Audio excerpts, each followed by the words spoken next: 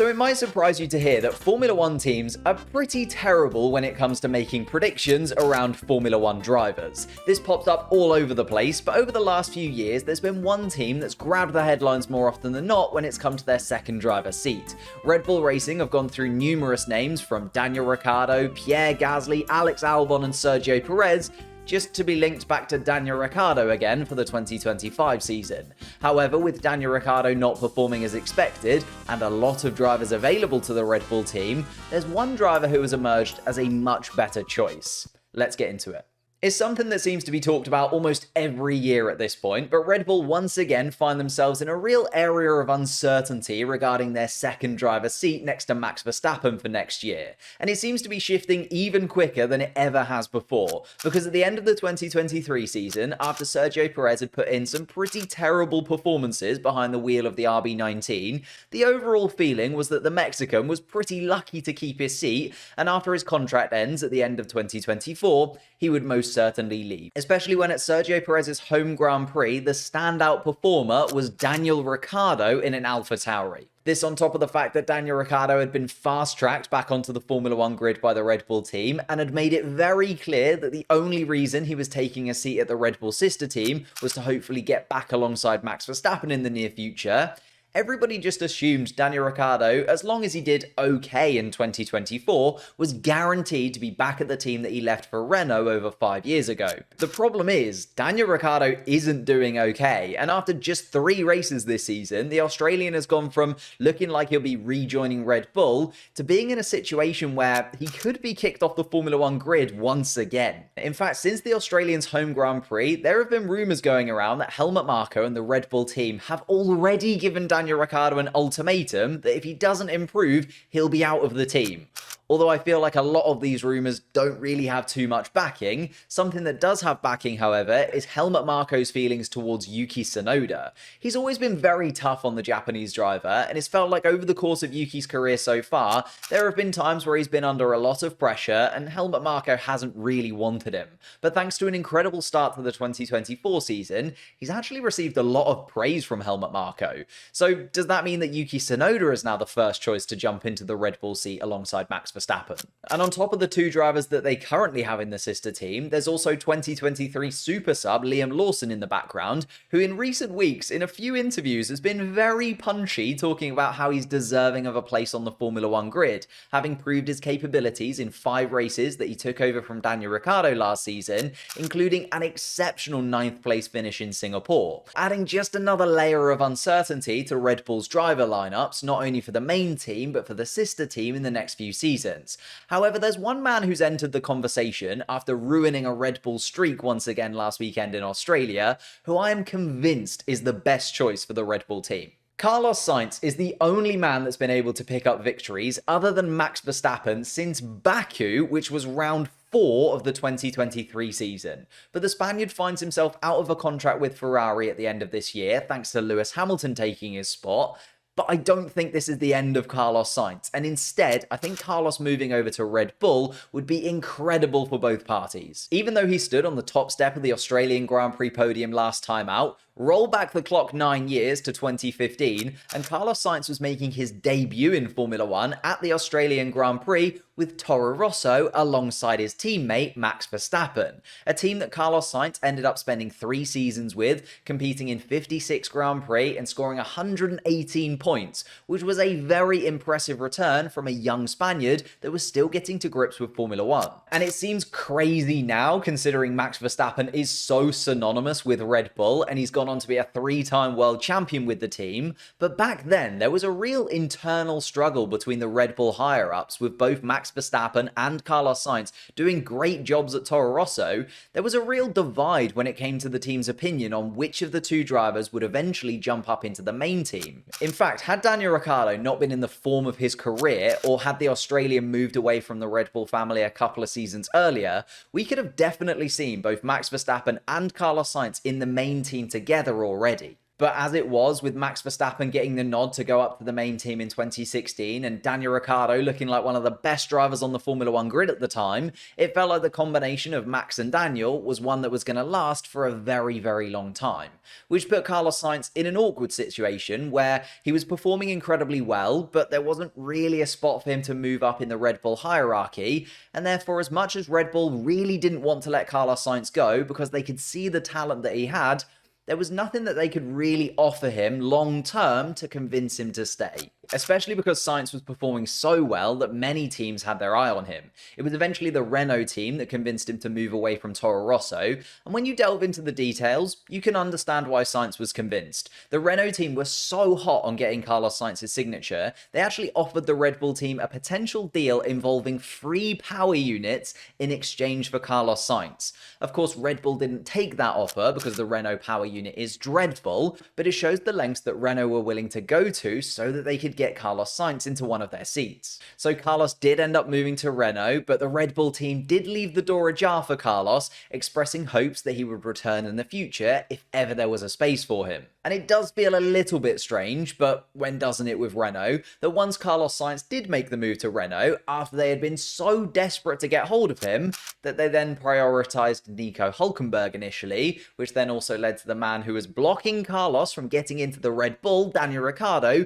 eventually taking Carlos Sainz's seat at Renault. But I suppose that was just the start of Renault and Alpine completely fumbling when it came to their driver lineup, something they still haven't really managed to sort out. But that's another video. At the point where he left Renault, Carlos was still linked to Red Bull, so we could have actually seen the Spaniard take Daniel Ricciardo's place in 2019. But instead, Carlos Sainz decided to cut ties with the Austrian team and went on to have a really successful stint in a McLaren. He received a lot of praise from the team when it came to not only his skills as a driver on track, but also the contributions he made to their progress, finishing 6th in the driver's standings in back-to-back seasons and getting the team's highest constructors finish since 2012, which of course then earned him that move to Ferrari, where he's been exceptional, managing to pick up 3 race wins in 4 seasons with the Scuderia. And if you think about it, Daniel Ricciardo, who was the #1 runner for that second Red Bull seat a few months back, and Carlos Sainz have a lot of parallels, but their careers have gone in very different directions in recent years. As much as Daniel Ricciardo blocked Carlos Sainz from getting into the Red Bull seat and then also replaced him at Renault,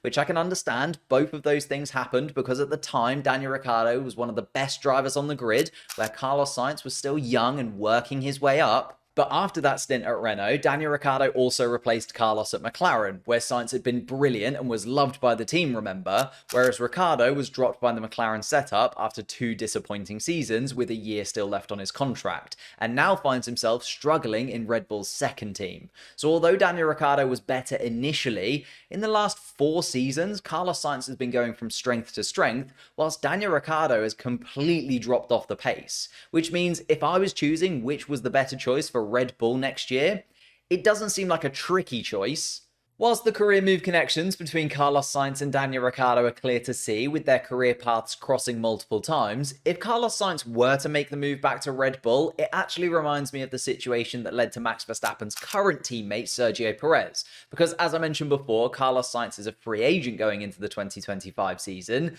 but it does feel like Carlos isn't losing his seat because of his performances, and is more losing his seat because it's a 7-time world champion replacing him, and Ferrari's bank balance probably looks much better with Lewis Hamilton in a seat. Although going back to my point, in 2021, Sergio Perez was a free agent coming off the back of a great season with Racing Point, where again, to draw those comparisons, Perez was being kicked out of the team to make way for a world champion, and not necessarily being kicked out of the team because he wasn't good enough. But since the departure of Daniel Ricciardo, Red Bull had gone through all their internal options, with Gasly and Albon both being in alongside Max Verstappen, with neither of them impressing. So Red Bull snagged Sergio Perez, seemingly saved his career by offering him the opportunity at wins and podiums, even though he was performing at an incredibly high level, and Red Bull were getting an exceptional driver to go in alongside Max. Jump forward a few years, we have almost the same thing again. Red Bull are seemingly looking to replace Sergio Perez now. They don't seem particularly excited by any of the drivers that are currently in their sister team, meaning that with Carlos Sainz being a free agent, having been dropped by Ferrari despite his successful seasons with the team, and having to look at other teams to stay on the Formula One grid, similar to what we saw with Sergio Perez.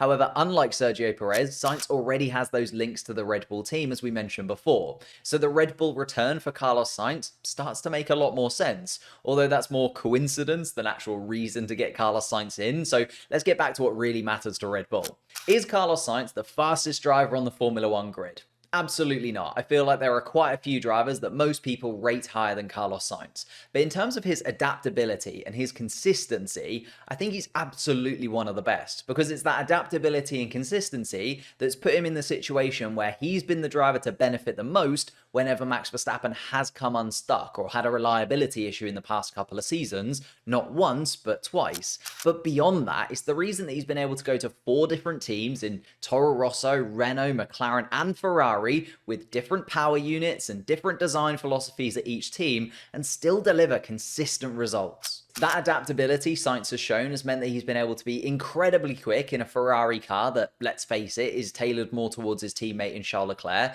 as well as delivering in a McLaren that is considered awful to drive by everyone who has been behind the wheel. And it makes me feel like if he was dropped into a Red Bull team that wasn't tailored specifically to him and did maybe lean more towards Max Verstappen, he would still be able to get great performances out of the car. So overall, in terms of the drivers that are available and what the Red Bull team would be getting out on track with Carlos Sainz in their second seat, he is the best candidate for that spot. But what's most tantalizing is that Carlos Sainz definitely has some unfinished business when it comes to Red Bull and Max Verstappen. Now, I know that we got to see Max Verstappen and Carlos Sainz battle it out back in their Toro Rosso days, but at that point, both of them were very raw talents, and they were new to the Formula One grid and trying to prove themselves, which led to a very closely contested battle between the two of them, and as I mentioned before, a real divide between the higher-ups when deciding which Red Bull driver they wanted to promote to the top team first. But if they were to become teammates once again in 2025, a decade on from that first meeting,